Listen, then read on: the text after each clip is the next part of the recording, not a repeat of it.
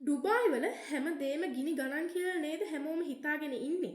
ඔයාලා හිතන් ඉන්න විදිහ වැරදි. ලංකාවේ රුපියල් 250කට ඩුබායි වල බඩගින්න නිවන්න පුළුවන්.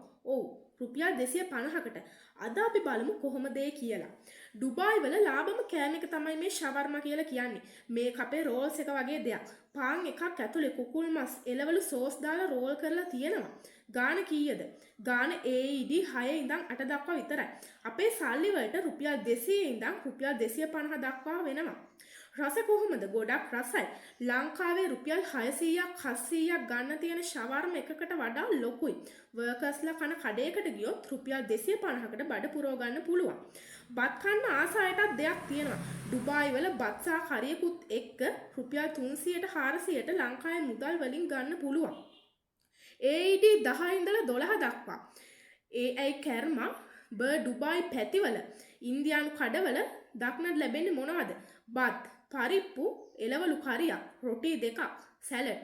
සමහර කඩවල බත් අවශ්‍ය තරම් දෙනවා. ලංකාවේ හොඳ හොටෙල් එකක රයිස් ඇන්ඩ් කරි රුපියල් 900ක් 1000ත් අතර නේද? මෙහි භාගයට භාගයක් ගාන අඩුයි. තේ බොන අයට සිස්ටම් එකක් තියෙනවා. ඩුබායි වල ප්‍රසිද්ධම තේ එකක් තමයි මේ කැරැක් ටී කියලා කියන්නේ. අපේ කිරි තේ එක වගේ තමයි. හැබැයි ඉඟුරු කුරුඳු දාලා හදනවා. රස හොඳයි. ගාන AED 2 ඉඳන් 3 දක්වා විතරයි. අපේ සල්ලි වලට නම් රුපියල් 70 ඉඳන් රුපියල් 100 දක්වා විතරයි. බන් එකක් ගත්තොත් AED 3ක් 4ක් දක්වා තමයි වෙන්නේ.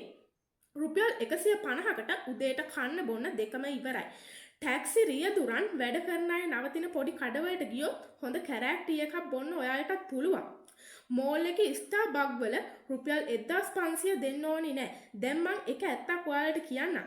ලොකු මෝල් එකක් ඇතුළට ගියොත් බත් එකක් 4000ක් 5000ක් වෙනවා. කැෆේ එකක කෝපි එකක් බිව්වොත් රුපියල් 2000ක් වෙනවා. අපි යන්න ඕනේ කොහෙටද? වැඩ කරන ටැක්සි රියදුරන් කන බොන පොඩි කඩවලට විතරයි. පිරිසිදුයි. ආරක්ෂාව තියෙනවා. රසත් හොඳයි. ඉතින් ඩුබායි වලට ගියොත් බඩගින්න ඉන්න ඕනේ නෑ. රුපියල් 250කට බඩ පිරෙනවා. මේ වීඩියෝ එක ගැන ඔබගේ අදහස පහලින් කමෙන්ට් කරන් යන්න. ඒ වගේම අනිත් අයටත් මේ වගේ වීඩියෝ බලන්න පුළුවන් වෙන ෂෙයා කරලා තියාගන්න. ඔයාලට තවත් මේ වගේ රටවල් ගැන තොරතුරු දැනගන්න ඕන නම් මගේ නාලිකාව සබ්ස්ක්‍රයිබ් කරලා තියාගන්න.